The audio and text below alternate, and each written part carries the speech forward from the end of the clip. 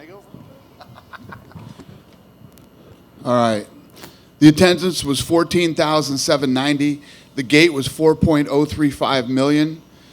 The performance of the night went to Diego Sanchez and Johnny Walker, and the fight of the night was Garbrandt versus Munoz. Those guys all get 50 grand. Dana, great night of fights. Some controversy, of course, with Ben Askren's debut. It was kind of playing out right in front of you. So just wondering what kind of view you got into that and what you thought of that stoppage. Bad stoppage. And, we had a debate, me, the referee, and the commission over being choked out. I've been choked out many times before, too. And one of the things that you don't do is jump right up and say, what the fuck did you just do? It never happens that way. That was a bad stoppage. It happens. What are you going to do? It sucks. It was a good fight. Let's say we've talked to both guys. Robbie said he'd love to run it back. Ben said he passes. He said he didn't want the fight to begin with. He took it, but he doesn't want to do it again. He'd like the Till Masvidal winner, and I think he said he's going to London as well. So he'd like the what? He'd like the Till Masvidal winner in London. We want to do the fight again, so we'll figure it out. Sounds good.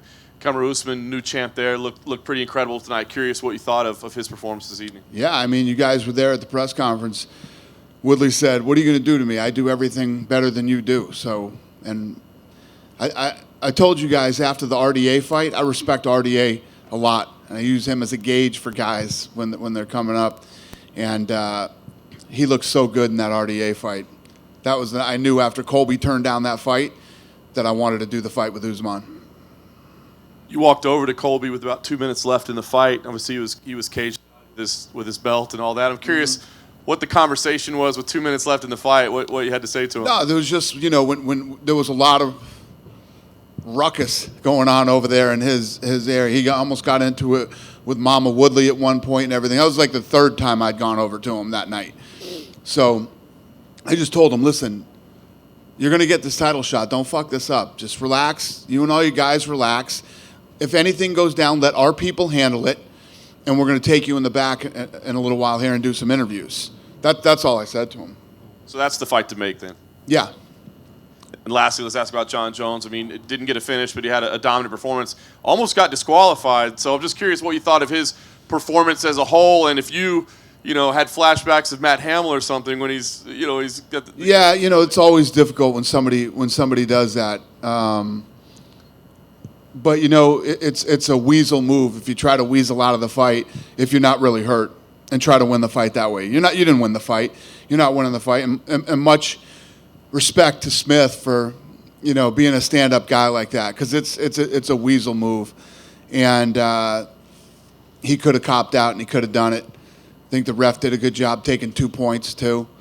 Yeah. And you look at the hand, it was right. Was it, it's one of those things. So much respect to Smith for doing what he did. Dana, I'm curious if you consider Brock an potential opponent for John. I think that Brock and Cormier want that fight. So I owe Cormier a lot. Cormier wants that fight. Cormier's going to get it. Okay. What time frame might that be then? I have no clue. I literally have not talked to Brock at all. Okay. He's doing his WWE thing. He's one of those guys, when he's ready, he'll call me. I don't chase anybody around, man. I make fights. And when people are ready to fight, they let me know. And if they're not, we don't talk. It seems like, as dominant as John's been, you used the phrase a lot of times, clean out the division. He's cleaned it out many times over. Yep, so there doesn't seem to be a guy that you sit there and say, that's the guy to fight with John Jones. So do you push him to heavyweight? Like, what do you do with him to get a... You don't want to see Thiago Santos fight John Jones? No? No, I didn't say that. Kevin Elliott doesn't want to see it, but I do. I didn't answer the question. Yeah. That means no. I'd maybe rather see him fight Brock, but that's just me. You'd rather see him fight Brock than Thiago Santos, right? I think Brock, we don't need to have a debate here. All right. We'll ask questions. Do you see him shortly at heavyweight? I don't know. He doesn't seem too excited to go to heavyweight. I'm not pushing anybody to do anything. It's like It's like when guys don't want to fight. It's like, you know what fight I want to see bad? I wanted to see Max Holloway versus Tony Ferguson. But I can't make Tony Ferguson fight. I couldn't make Colby Covington fight when we offered him the fight. I can't make these guys fight. You either want to fight or you don't. Couldn't make, when somebody wants to retire, I don't ever tell them. The only guy I've ever told not to retire was Daniel Cormier. Because I think Cormier's the best right now. I think he's one of the greatest mixed martial artists of all time. I think he's the greatest heavyweight ever. And I don't think he should retire. That's the only guy I've ever said don't to, or ever intervened whatsoever. If you don't want to fight, my advice to you is don't fight. So, and with John, I mean, like he's that kind of guy that it seems like he's such a big star that he rises to the occasion, knocking out DC and the thing. And so that's why I say, No, you're right. I'm not sure how he would view Santos, but I know how he would view Brock Lesnar or DC. Yeah. And that's why I say. I love the Thiago Santos fight. I love that fight. I would love to see him versus John Jones. The Brock fight is Cormier's. When Cormier's healthy, that's his fight. And plus, Brock has WWE obligations right now, or believe me, he'd be calling me. So that's the fight to make. I don't look at these fights like, I look at the ones that I have. What do I have available right now? So one you have available was Ben Askren. The one thing is, I just don't understand. He said you won't talk to him. Why won't you talk to him? Oh, my God. This is crazy. So he just it's said like Colby Covington thinks I hate him, too. I don't know what I do to make people think I hate him. I don't hate these guys at all. I don't talk. Lene, did I not talk to Ben Askren in the back hall when we were walking out for the thing? It's crazy. He said he wanted to talk to you for a half an hour and you wouldn't give him 30 minutes of your time. That dude's nuts. He got punched around a little bit tonight. Did he say it after the fight? He said that right? Yeah, he got punched around a little bit tonight. That's crazy. He's never asked me for 30 minutes. Okay. Ever. And then I've never, ever turned down a fighter that's asked me, can we talk? Never once have I ever turned down a fighter. Even Tito. It's true. Never done it. Ever. And then lastly, Usman came in and talked about, just trying to make an impact, using his platform as the world champion to, help people in Africa and whatnot. Do you think he has that kind of, ability to do that, to like make a difference? And will MMA become more of a sport in Africa with you have 3 African fighters that are very big stars in the UFC? Do you think that Africa could be a place where you start to see more fighters come from? Absolutely. Yeah. No, I mean, these guys were telling me that the level of talent out there is insane right now.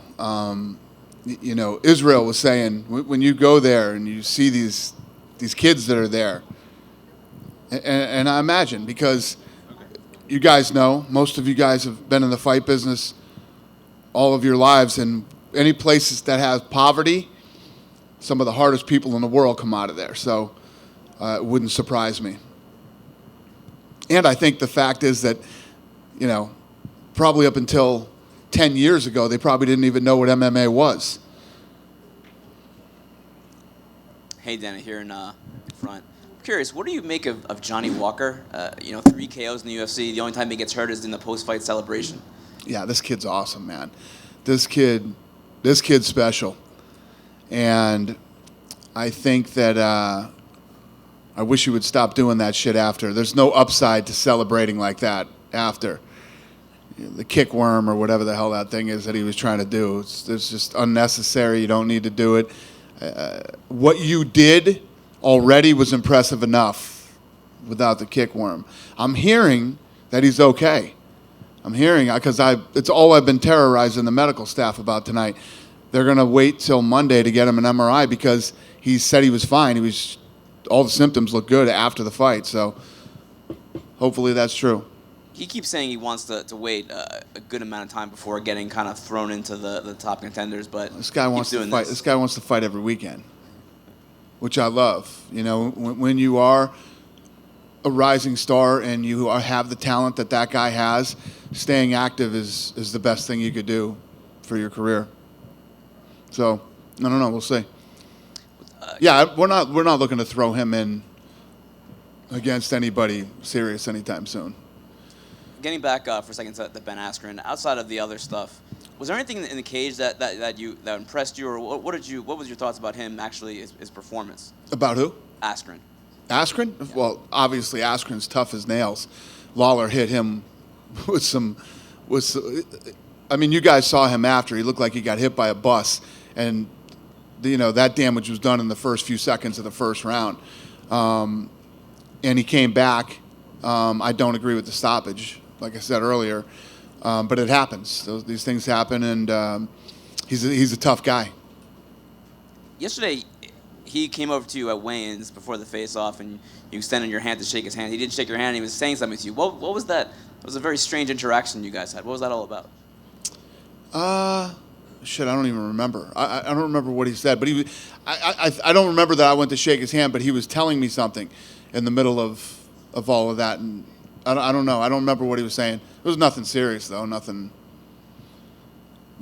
worth telling you guys. I don't even remember. It was nothing serious. I think he wants you to go back at him more. He wants to start that rivalry. Yeah, it's not there. It's not there. I don't dislike the guy. I said some shit about him 5 years ago that obviously hurt his feelings really bad. And, this guy talks shit about everybody. I said something about him 5 years ago, and he can't get over it.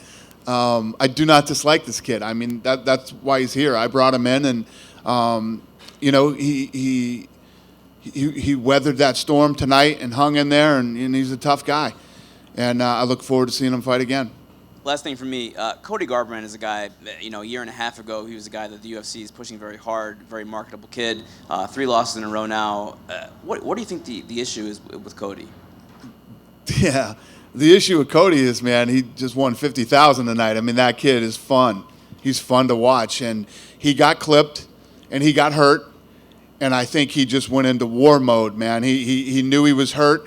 So he said, I need to take him out right now, and he just started bombing, trying to finish that fight. And it was one of the most exciting few minutes of a fight that I've seen in a long time. He's that kid. He gets clipped, he got hurt, and he went into war mode. Thank you. Hi, Dana. Hey, buddy. Here. Hey. I'd like to hear about Thiago Santos. Why do you think Thiago Santos is the best fight for Jon Jones, or a good fight for Jon Jones?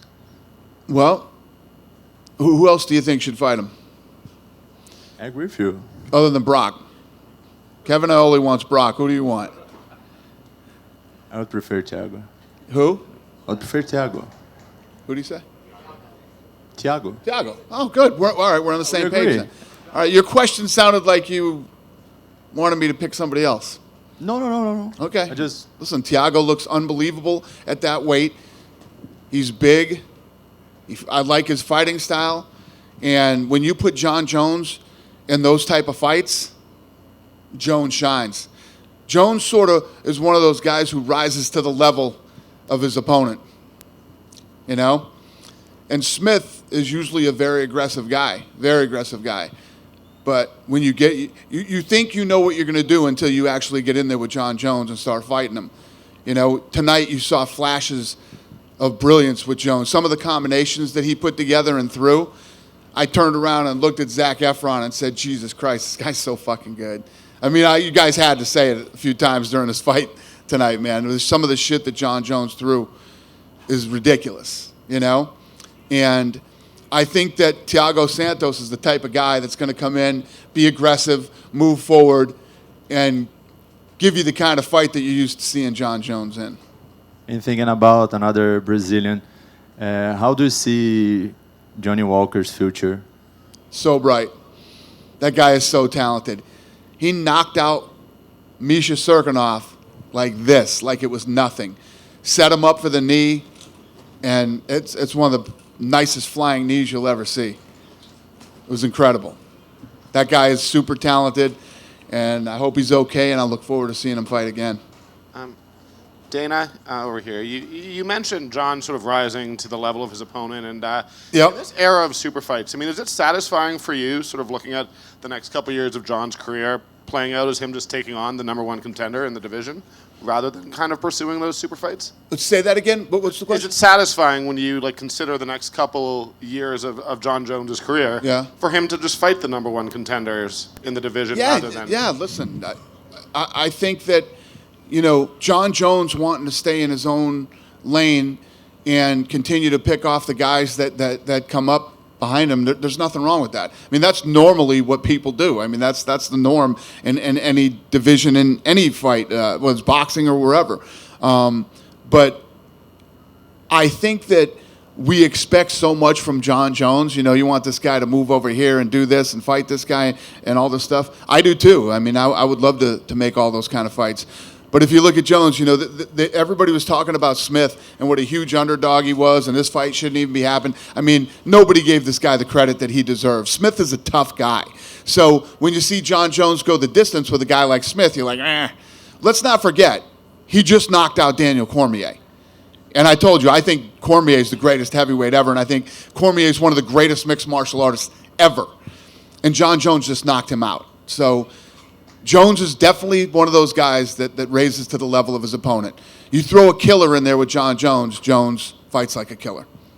And then just one more quickly, there's been a lot of talk about sort of West African fighters. There are 200 million people in Nigeria. I mean, is that a market that you kind of look at and think that's intriguing? Yeah, that's a good one. But weird thing, little fact you guys might not know, but for I don't know how many years, we've had a TV deal in Africa, and that's definitely helped build the sport. But the numbers that we pull in Africa are incredible. We've been pulling big numbers there for a long time. So the fact that these guys are crazy talented and guys are starting to pop up left and right, it definitely makes sense. Hey, Dana. Hey, what's up, buddy? What surprised you more, Usman's performance or Woodley's performance? Woodley. I expected Usman. I like I said, after the RDA fight, Woodley looked less than flat tonight. He looked I don't know. What did he come in here tonight? Yeah. And what did he say? What was the reason he have an excuse on why he looked bad? Yeah. Yeah, I didn't know if Woodley was going to come in here and say he was hurt or something happened or something like that happened. But yeah, he didn't look like Woodley tonight. He looked flat. I mean, he completely got out wrestled all night.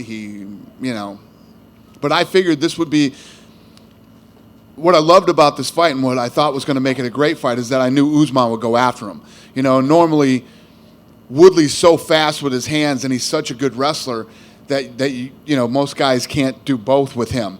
Usman could do both. Usman could wrestle with him, but I didn't expect Usman to go in and absolutely dominate him the entire time wherever he wanted to go. No, I didn't see that coming. And then last question, Edmund Tarverdian asked me about the performance bonuses, and when I told him who got it, he seemed a little disappointed. No, you know what? As he should be. As he should be. This is one of those tough nights where you look at Edmund's performance. Diego Zabit and Jeremy Stevens was a good fight. Zhang looked good. If you look at who she beat, and she was ranked number 15, right? She put on a good performance. Pedro Munoz, he's got to be devastated that he didn't get it. But these guys that didn't, and the people that I'm talking about, I'll send them a little extra something too. They didn't get the 50,000, but if you look at who I gave it to, Diego Sanchez, right? Johnny Walker, and Garbrandt and Munoz for the fight of the night. I mean, it's pretty tough to debate. What'd you think of Shabazian? I mean, if you look at Usman, Usman just dominated Tyron Woodley for every second of that fight. Right. He probably should have, So I'm gonna have to write some more checks. What did you think of Shabazian for being 21? Unbelievable, unbelievable. 9-0, 21 years old, and looked fantastic tonight. He completely shut him down, and you could tell Edmund, relax. He's gonna get some money. I'm gonna send him some money. All right. Dana, right here. You mentioned Weili Zhang, and what do you see next for her? She's number 15. She got the unanimous against Tisha Torres. I believe Tisha's number 7 right now. Yeah, I think she's 7. Yep, she came in at 7. So this girl's in the top 10 now, and she looked damn good against Tisha. And Tisha's fast. Tisha moves a lot. Tisha's hard to hit. Tisha's a really good wrestler, too. She looked really good tonight. And when you think about when we went in a few years ago and did the Ultimate Fighter in Japan, the level of talent was very low, but boy, it's moving quick now. And we're building the Performance Institute that we're opening this summer. We're going there in June for the grand opening. 3 times bigger than Las Vegas's. So you're going to see a lot of talent. I'm doing that one. I'm opening 3 in Mexico. I'm going to do 1 in Puerto Rico. And then I'm looking at other territories to open Performance Institutes in. When you guys see what we do in the next 5-6 years, and I say this to you guys, for those of you that have been around for a long time, I feel like every year we take the sport to another level.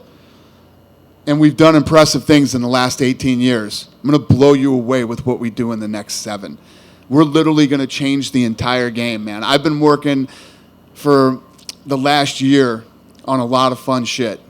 And in the next couple of weeks, I'm going to announce some of the things that we're working on. And it's big, it's fun, it's game-changing, and I'm looking forward to it. Good stuff. Finally, can you give us those numbers again? You came in kind of quick. Yes, ma'am. The attendance was 14,790. The gate was 4.035 million. Performance of the night was Diego Sanchez and Johnny Walker, and the fight of the night was Garbrandt versus Munoz. All those guys won $50,000. You guys good? No? Yeah, go ahead. Let's get him a mic. Oh, spilt Kevin's Diet Coke. Thanks, Dana. Just wondering if you have had any rough idea of what you wanted to do next with Tyron Woodley? I don't know. I think Woodley needs to go, take some time off, spend some time with his family, and he'll call me and we'll figure out what's next for him.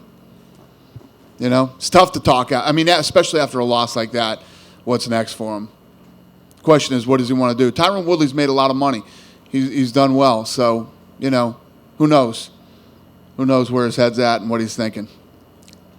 Thanks, man. Good night, you guys. Have a great